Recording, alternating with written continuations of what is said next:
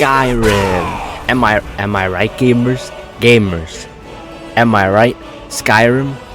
Am I right? When I first played this game way back, I was completely blown away by how immersive that world was. That was by far the most interactive and intriguing game I had played up until that point. There was just so much stuff you could do in that game. You could become a vampire, you could become a werewolf, you could become a lizard, you could join different schools and clans deciding if you wanted to be good or evil. You could go into one city and kill a guy, then you would get a bounty in that town. But if you killed a lot of guys, word would spread into a different city. You could buy your own house, you could get married and move in together, then kill your own wife and get a bigger bounty than before. You could buy your own horse, goddammit. Those characters who are super integral to the main storyline, you can kill them off. You can't beat the game anymore after that. That's how interactive this game is. Playing Oblivion for the first time all these years later, I am impressed at how interactive and immersive a game that is over 5 years older turned out to be. You still have bounties, you can still buy a horse and a home, although you can't get married. You can't turn into a furry anymore, but you can be a vampire, although it does pretty much nothing. Most of the stuff in Skyrim is here, and that includes the coolest thing of all.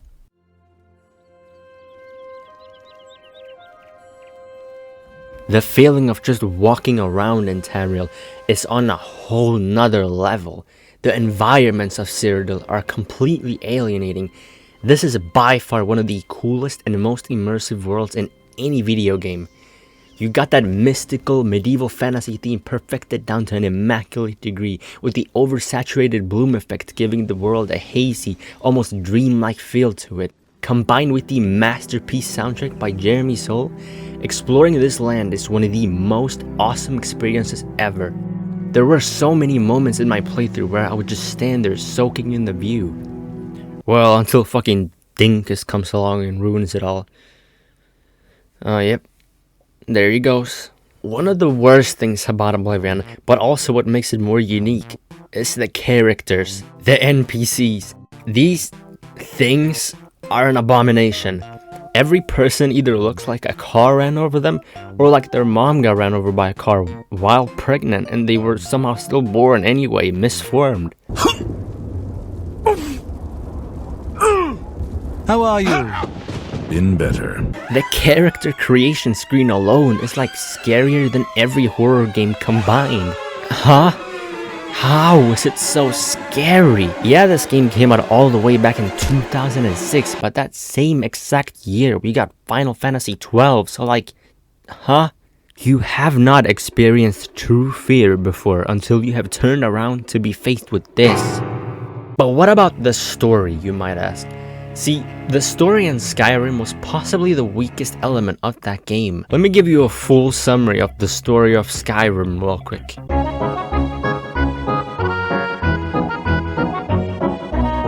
My name is Alduin. I'm gonna kill everybody. I'm the Dragonport. No, you don't. Bustera! Okay, that was it. Oblivion is a bit more interesting. It has pretty much the same exact concept as Skyrim. You are the chosen one and you have to save the world. Although in this one, it's because the king actually gets killed off by a mysterious cult called the Mythic Dawn, and you have to find the king's hidden secret son so he can open up an evil book to enter a different realm to kill a big guy. But since the king's power held away the Oblivion realm, which is a different realm, those portals are now open. You have to kill 3 trillion towers to shut them down into hell. You got all that? It's not the best story, but it gets the job done. It has some nice mystery layers and some action packed in there. It keeps you entertained and it makes you want to progress through the main quests.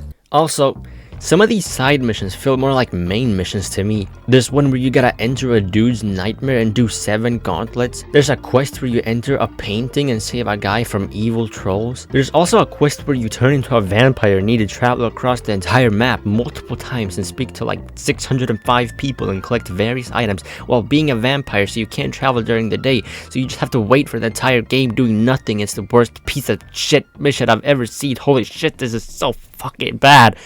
Of course, when you have a game this big, not every quest is gonna be a winner. Some of them aren't that fun, but the actually terrible ones are very few. In a game like this, the story probably isn't going to make or break it for most people.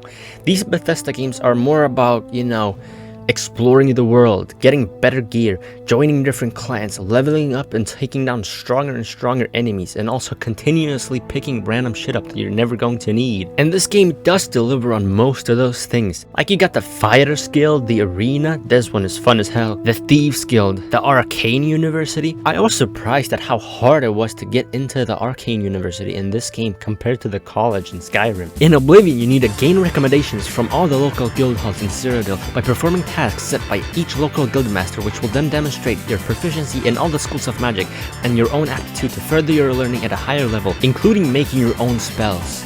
In Skyrim, however, they're saying, just do one spell and you're in. So overall, there isn't really much to complain about here. In fact, I would say this is one of the better open world games you can play. I don't like it as much as Skyrim overall, but I'm thinking this is about an 8 out of 10 for me. Hey, why are you doing that? You've attacked my son's car 3 times. You pulled the sticker off it. Are you quite legal to park over somebody's drive? Is it, John? Don't get too close, please, because I don't want to breathe the same air as you. Well, you are.